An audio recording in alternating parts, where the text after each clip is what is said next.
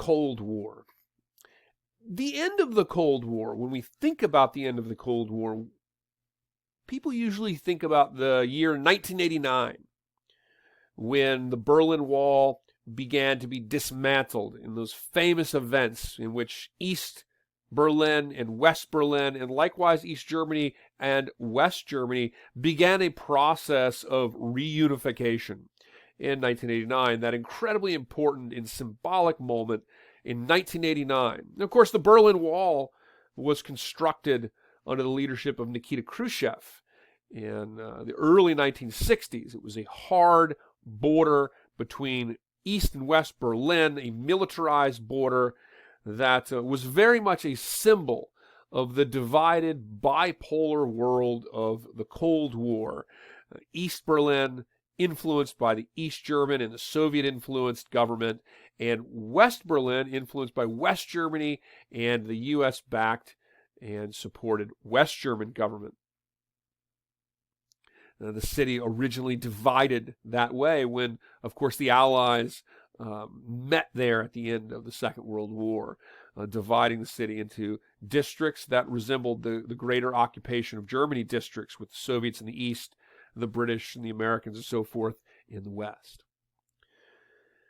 The actual collapse of the Soviet Union occurs in 1991, when Mikhail Gorbachev, the last Soviet premier, his reforms, really failing as the Soviet Union was beginning to unravel, Mikhail Gorbachev was ousted in a coup and replaced by Boris Yeltsin in 1991. And so the technical absolute collapse of the Soviet Union is 1991.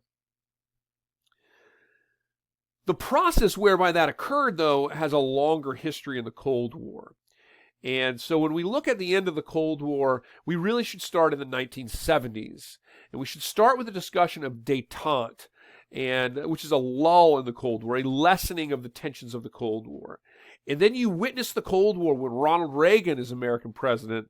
You witness the Cold War become much more dangerous again, until Mikhail Gorbachev becomes the premier in 1985, and Gorbachev and Reagan develop a positive diplomatic relationship, and you see a brief sort of era of détente come to emerge before the dissolution of the Soviet Union.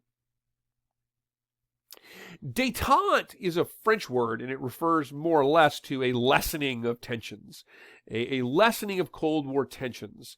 The 1970s becomes associated with the development of détente. And the Cold War, in the 40s, the Cold War was very, very intense and very dangerous, centered around concerns over an all-out war in Europe, particularly centered around Berlin, the height of the crisis in Berlin, really peaking with the Berlin blockade, in which Stalin blockaded the city of Berlin, and the subsequent Berlin airlift, in which the Allies, the British and the Americans particularly, were flying supplies into West Berlin. In the 50s, we had, of course, the Cold War expanding as a global sort of phenomenon from the American perspective. The Cold War really becomes associated with wars in Asia, the Korean War, eventually the Vietnam War, intense development of nuclear weapons and the threat of their use. During the 1960s, too, the Cold War intensified greatly with events like the Cuban Missile Crisis. But it is really some of the roots to the period of détente even emerge during the 1960s, particularly in the context of events like the Cuban Missile Crisis. Of course, in the 1960s and 1960, the Soviet Union under Khrushchev in 60 and 61 began the construction of the Berlin Wall, a military wall bordering East Berlin and West Berlin in the heart of the Warsaw Pact Soviet sort of satellite state of East Germany. These all created a great deal of fear and concern in the Cold War. By the 1970s, though, you see the United States and the Soviet Union really begin to push towards lessening those tensions, to lowering the chances that a massive war between the Soviet Union and the United States might occur. And this was called détente. And the roots of détente actually go back to the 60s. The telephone hotline between the U.S. and the Soviet Union following the October 1962 Cuban Missile Crisis was developed, and that's because Kennedy and Khrushchev had no way to directly communicate with one another, which when you're talking about standoffs and islands being blockaded and Soviet ships coming towards an American blockade, and the seeming constant threat of nuclear war, that lack of direct communication was very problematic. So that direct hotline between the two certainly began to open the door to increasing cooperation. The détente, too, is largely brought about because of landmark agreements when it came to nuclear weapons. When Kennedy was president, the Atmospheric Test Ban Treaty of 1963, this banned open-air testing of nuclear weapons, at least between the United States and the Soviet Union. The Nuclear Non-Proliferation Treaty, which was a treaty that the two signed to pledge that they would fight effectively to oppose the proliferation of nuclear weapons, meaning that they both recognized that more countries getting nuclear weapons was problematic. And so they stood in resistance to that effectively to try to prevent a spreading of nuclear weapons technology. Because, of course, the more countries that possess those weapons, the more likelihood that they can be used. In the 1970s, the landmark agreements that really created détente, it's a lessening of tensions in the 1970s that lasts about 7 or 8 years. And it was really brought to fruition under the President of the United States, Richard Nixon, and the Soviet Premier, Leonid Brezhnev, who's pictured here. And Nixon and Brezhnev had about as good a relationship between a president and a Soviet leader that you could have, not unlike the relationship ultimately had between Ronald Reagan and Mikhail Gorbachev. But Nixon and Brezhnev together created agreements. The SALT agreement, the first one was signed, the second one was not signed. This stands for Strategic Arms Limitation Treaty, and the ABM Treaty. So to clarify, just to give us a little more specifics, these agreements that are really the landmark agreements associated with the development of détente, which were really, détente is really a phenomenon that you really see brought into being by the relationship, of course, of Nixon and Brezhnev. But what these agreements are, the Strategic Arms Limitation Agreement, SALT I, there was a SALT II as well, but SALT II is not agreed to, and we'll talk about why that is on the next slide. The Strategic Arms Limitations Agreement is a landmark nuclear arms limitation agreement. It is really the first example of the United States and the Soviet Union agreeing to, in principle, significant reduction of nuclear arms. It really represents an acknowledgement by both sides that the nuclear arms race was dangerous and problematic, and that the two sides would be well served, to begin reducing that and reducing the potential threat of a nuclear war.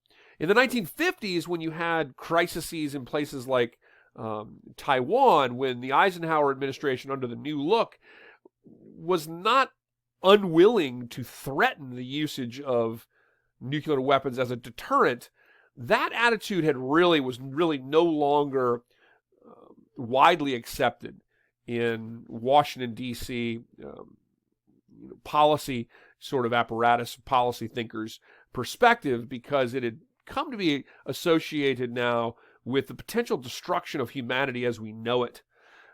Concepts in the 70s, concepts like nuclear winter are born, for example. And so the SALT agreement is a strategic nuclear arms limitation agreement, and it's a landmark agreement in that respect. The ABM Treaty stands for the Anti-Ballistic Missile Treaty. And it's actually not often talked about, but the ABM Treaty is really what makes all of the arms limitation agreements work at this time, because What the ABM Treaty basically said was that neither side should be allowed to develop an anti-ballistic missile shield. So even though we might think it natural to be a right to have a defensive sort of missile shield if you can build one, shooting down enemy missiles if they're coming in, the reality is the fear was that if the United States or the Soviet Union were to build an effective missile defense shield, then the other side would be compelled to have to build a great deal of nuclear arms to try to overwhelm that shield in the event that one side would launch a preventive or preemptive attack on the other. And so if one side possessed that, it would sort of throw off the sort of balance of powers between the two and might cause another nuclear arms race to begin or for it to escalate. And so the Anti-Ballistic Missile Treaty was a treaty that basically the two sides agreed not to develop anti-ballistic missile systems for intercontinental ballistic missiles because of the threat that it could inspire. It could cause an unraveling of the agreements like the SALT agreement if they were to do that. Détente was short-lived. Let's see why. Détente is short-lived largely because, like 1949 and 1950, it was a turning point in the Cold War. 1979, 78, and 79 was likewise a turning point in the Cold War. Of course, 49 and 50, where you saw the Soviet atomic bomb, widespread fear of communist espionage in the Western world, particularly in the United States, with intense Red Scares led by individuals like Senator Joseph McCarthy, communist China developing in 1949 and 50, the Korean War in 1950, U.S. increasing its interest in what's happening in Vietnam in 1950. The sort of globalization of containment occurred in 1950. Well, likewise, détente comes to an end really in 1978 and 79 with an intensification in the Cold War. And a major reason for this intensification really had to do with the developing world. While the United States and the Soviet Union were creating these landmark sort of agreements in respects to nuclear arms limitations, and likewise, the United States was opening doors with China at that time too. Henry Kissinger famously visited China. The Jimmy Carter administration would recognize in the late 70s the Chinese government. The United States was kind of creating some landmark moments with the major communist powers, the Soviet Union and China. But while all it's happening, the Soviet Union and the United States are still very much sort of vying for and acting to influence areas of the developing world. And as a result of that, it is in the developing world where you see the sparks that end détente and give rise to a more dangerous Cold War yet again. The first factor in this was the Soviet invasion of Afghanistan. And when the Soviets invaded Afghanistan out of an attempt to control and shape the political realities in Afghanistan, Jimmy Carter, the President of the United States, really took that as like a stab in the back. The United States, as a result of that, largely refused to agree to the SALT II agreement as a result of that. It was seen by Jimmy Carter. He took that as a very, very poor display of dishonesty on the part of the USSR. And the Soviets would invade Afghanistan in 1979, really probably the most significant factor in the end of détente and the failure of SALT II. The Iranian Revolution occurs in 1979 as well, and the Iranian Revolution results in a hostage crisis. The Carter administration, in the failed Desert One operation, tried to send a helicopter force into Iran to try to rescue the hostages. It fails. We see this in intensifying of sort of developments in the world and sort of contributing to a sense in the United States that it really needed to be more aggressive in the Cold War, that détente was not going to hold, and it needed to needed to be more active in fighting in the Cold War. And you see this particularly as well in Central America also, which was very close, of course, to the United States. And really, Central America and Nicaragua shapes really U.S. foreign policy, or at least the perception of it, in the developing world for the next several years under the presidency of Ronald Reagan. The Reagan administration would craft, and this again, the architects of the larger policy would be individuals like Secretary of State George Shultz.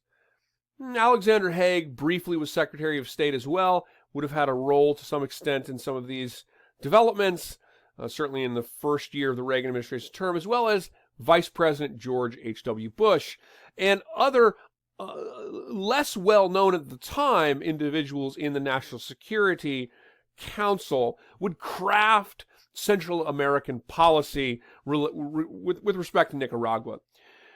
Nicaragua becomes associated with what is known as the Reagan Offensive, and there are other countries that could be associated with the Reagan Offensive. But what the Reagan Offensive was, what it is supposed to be, is a sort of turn away from the old Cold War policy of containment. So the containment policy, in theory, was a defensive policy. What the containment policy basically said is that if a country is an established communist country, that the United States is not going to go and invade that country. The United States is not going to try to overthrow, overtly at least, that country's government. But if a communist country is trying to expand, trying to threaten a country that is not in sort of greater communist bloc, then the United States would fight to contain the forces of communism in those areas. The Reagan Offensive was an assertion that said, if there are places where there are communist or leftist Soviet-friendly countries that are weak and unstable and potentially vulnerable to being unseated, that the United States should take action to do that. And Nicaragua really became the foremost example of that. Nicaragua had come to power in a revolution, the Sandinista Revolution, in 1978 or 79. And the ambassador at the time stated that this was really a popular movement, that you weren't talking about a little small revolutionary group that somehow, succeeded against a repressive, dictator. Somoza, the government of Nicaragua was led by Anastasio Somoza. And Anastasio Somoza was a brutal dictator. And in the 1970s, there was a horrible earthquake in Managua, Nicaragua. It left whole swaths of the city destroyed. And Somoza did very little to help the people there. Somoza was a greatly disliked leader at the time, and the Sandinistas kind of rose to power and success in the revolution largely on the popular support to get rid of Somoza. After that occurs, Nicaragua establishes a Sandinista government, establishes itself, and it is, accepted into the international community. And the Reagan administration in 1981 basically refuses to in action recognize Nicaragua, though there was an ambassador, there was an embassy, there was some sort of normal relations. Instead, the Reagan administration crafted a policy to use a proxy army that was built largely out of the remnants of Anastasio Somoza's old National Guard, the Guardia Nacional, which is what it was called. And that was built largely on the basis of American funding and backing through the decades of the 30s and the 40s and beyond. Somoza had been a long-supported American sort of authoritarian leader. And it wasn't until the presidency of Jimmy Carter, actually, where Jimmy Carter was the one who removed funding on many levels to Somoza because of his repeated human rights abuses. The consequence of that was the ouster of Somoza, which was not a popular event. At least the rise of the Sandinistas was not a popular event for Jimmy Carter's administration, and obviously not for Ronald Reagan's administration. So the United States under Ronald Reagan in 1981 through the CIA began funding and arming a group that came to be known as the Contras.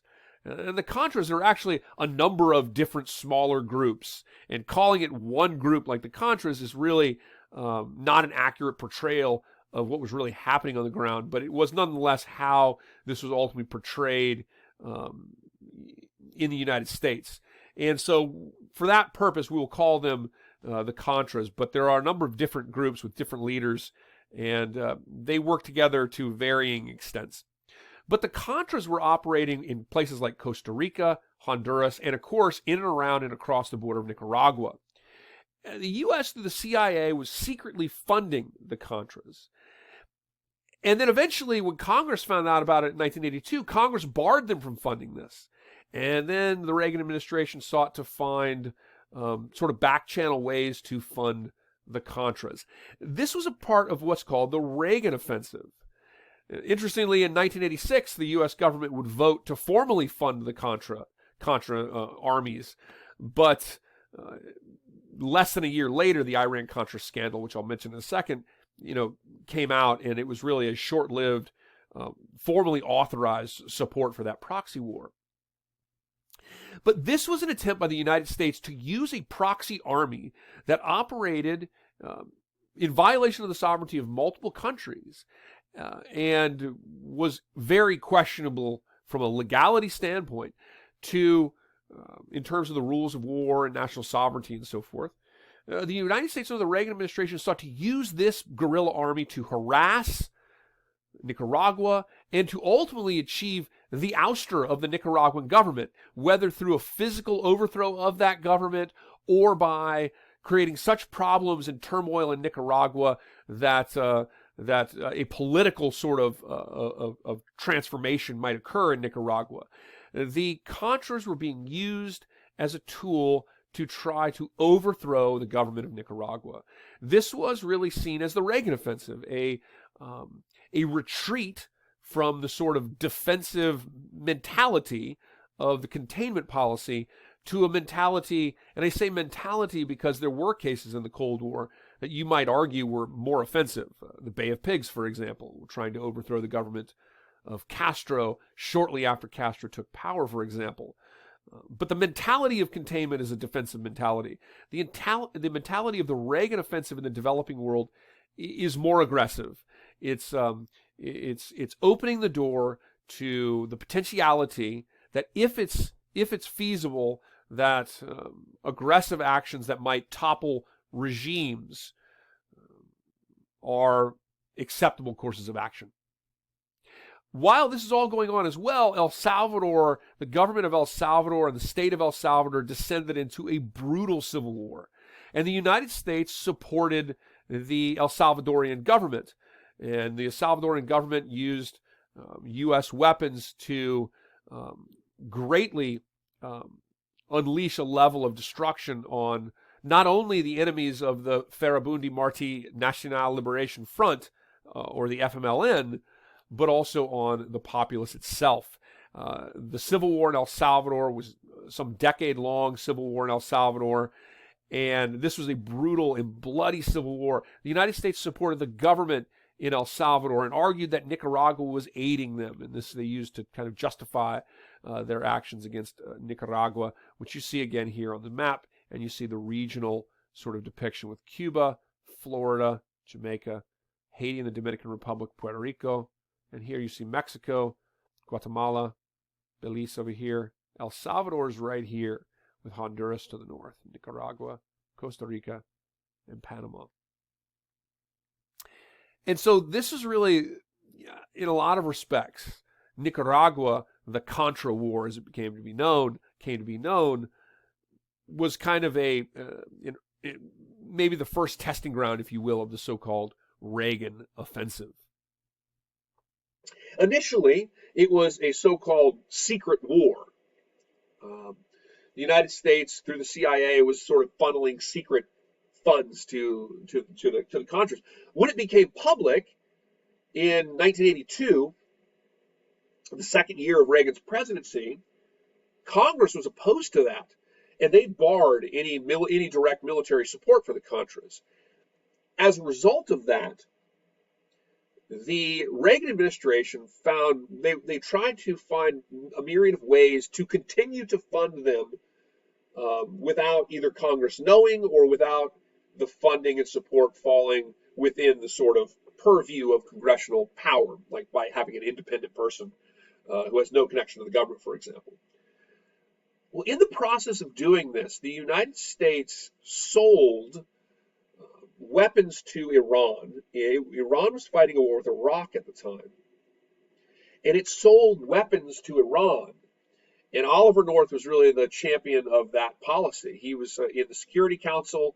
He was the head of he was really, in practice at least, the head of the U.S. counterterrorism operations at the time. And under Oliver North, as you see him here testifying before Congress during this investigation, Oliver North oversaw the transfer of weapons to Iran, and the proceeds from those weapon sales were then taken and given to the Contras. And this violated a number of factors, a number of congressional points. One, Iran was labeled a state sponsor of terrorism. And Congress has said, we're not doing any business with Iran. We're not selling weapons to them. Interestingly, the Reagan administration said that too. They said they would never sell weapons to a state sponsor of terrorism, as they deemed them. But yet they did behind the scenes. Congress had also said you shouldn't be supporting the Contras, these guerrillas fighting the government of Nicaragua. And they used those funds to do that too. And so it ultimately came out in 1986, and it became a huge investigation of this illegal operation, both selling weapons illegally to Iran and then illegally, basically embezzling or laundering the money to go and support the Contras. And again, the war with the Contras itself was seen as illegal by the Hague Court of Justice. Now, other factors too, of course, the United States in becoming involved in Central America also had indirect involvement with known narcotics traffickers. So many of the individuals that were shipping guns into Central America to be sold to the Contras, the United States Reagan administration were actually taking money and paying it to private airplane companies that were also inherently intertwined with narcotics trafficking. And so you have factors like this as well. Now, this is almost done with this slide, and then I'll take we'll end this part of the PowerPoint. The case of Nicaragua is the case of what would be called a preventive war, meaning that a preventive war, which is basically what Japan did at Pearl Harbor on December 7th, 1941. A preventive war is where one state deems another state to be a potential future greater threat, and it seeks to attack them first before they've attacked them to eliminate that future threat. Okay, that's called a preventive war. In the standards of international law that have existed, really in the Western world since the 1700s, those types of wars are the wars that are generally seen as to be illegal. They're a violation of international law because they're violating the sovereignty of the state who is targeted. Nicaragua was a case of preventive war. The United States was trying to overthrow the government of Nicaragua to prevent the government of Nicaragua from increasingly expanding its influence throughout Central America to Honduras. They had their own variation of like the domino theory, and it was seen as Cuba spreading to Nicaragua, and Nicaragua spreading to El Salvador, and then the Reagan administration provided all kinds of rhetoric to suggest that meant one day, you'd have, them coming up through Mexico, and Mexico would become a threat to the United States somehow in this sort of domino-like understanding of Nicaragua's threat. And so the United States pursued a preventive war. Now the question here, there's two sides to this. The war on terrorism following September 11th, when we look at Iraq, particularly the war in Iraq, that also was an example of a preventive war.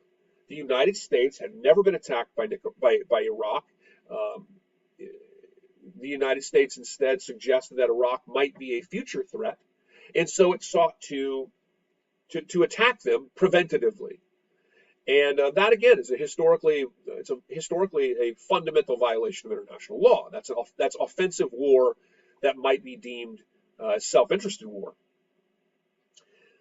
The Bush administration, George W. Bush, argued that, and the Reagan administration made similar arguments in the 80s, that these were effectively just the necessary policies to deal with um, radical regimes and radical states in an age where terrorism and proxy wars and these types of things had become more commonplace.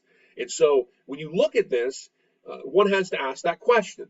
Are these to be regarded historically as violations of international law, or is it the new standard of interventionism on the part of the United States to base interventionism around the idea that if the United States deems a country a potential future threat, that it reserves the right, or any other major power, to use military force to seek to unseat that government?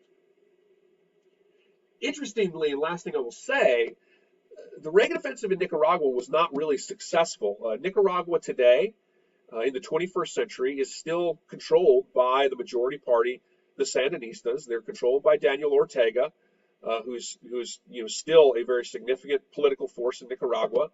Nicaragua did sort of develop some more democratic elections in the 90s, which in the short term was seen as a victory for the Reagan administration, who justified a lot of this around the promotion of democracy. But ultimately, the Sandinista party still controls Nicaragua. Daniel Ortega is in power in Nicaragua, and the relationship between the United States and Nicaragua is not good. And Nicaragua has stronger ties with countries like China, for example, in the 21st century. So one might also question how how efficacious this policy was.